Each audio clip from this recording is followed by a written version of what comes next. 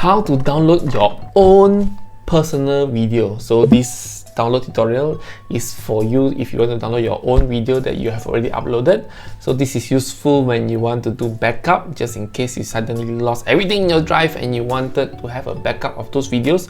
You can go back to your channel and download all those videos. So I have another video where I show you how you can download any YouTube video. For this case, it's only for your own personal video in your own YouTube channel. So now go to your YouTube channel, then go to top right, go to YouTube Studio. So that's usually where all your YouTube stuff is located.